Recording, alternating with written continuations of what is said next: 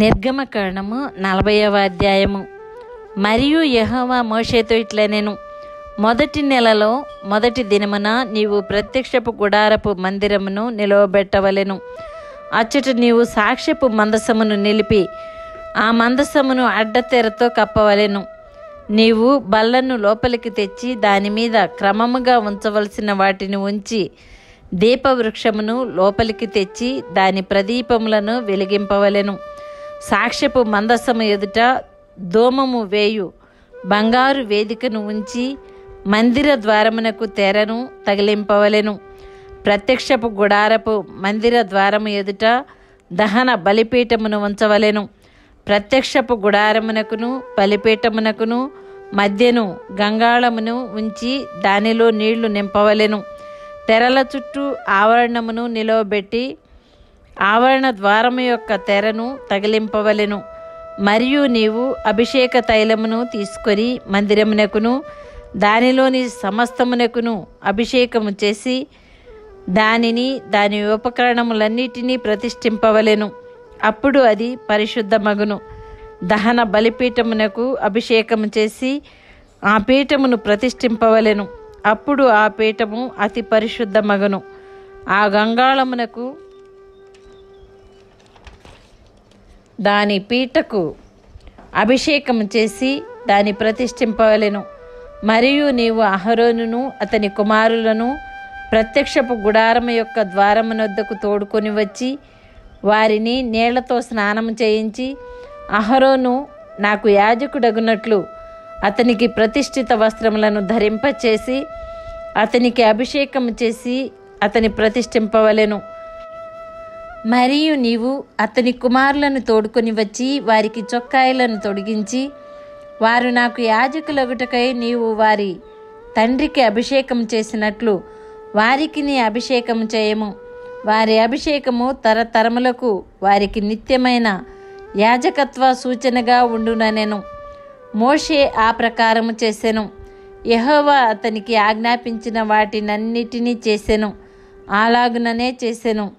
2వ సంవత్సరమున మొదటి నెలలో మొదటి దినమున మందిరము నిలువబెట్టబడెను.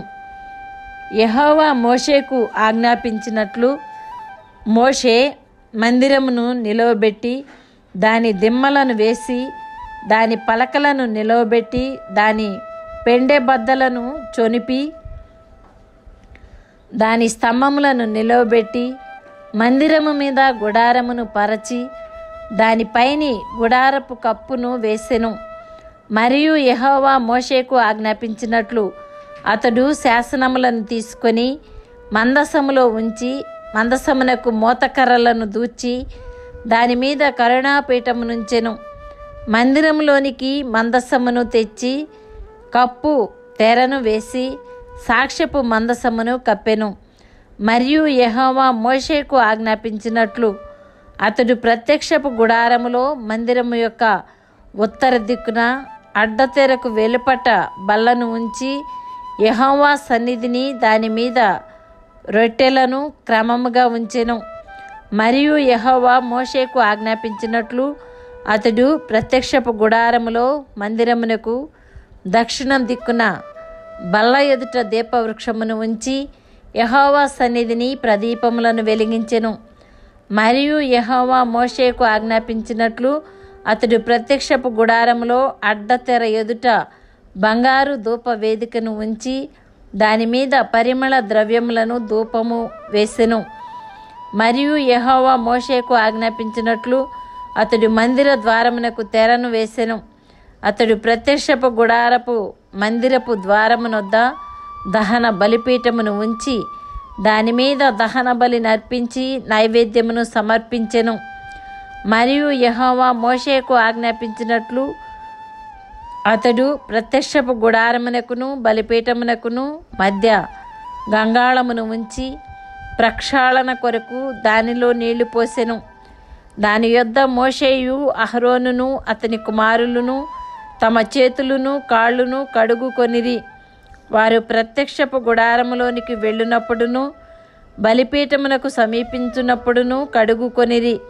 మరియు అతడు మందిరమునకును బలిపీఠమునకును చుట్టూ ఆవరణమును ఏర్పరిచి ఆవరణ ద్వారపు తెరను వేసెను. అలాగున మోషే పని సంపూర్తి చేసెను. అప్పుడు మేఘము ప్రత్యక్షపు గుడారమును కమ్మగా యెహోవా తేజస్సు మందిరమును నింపెను.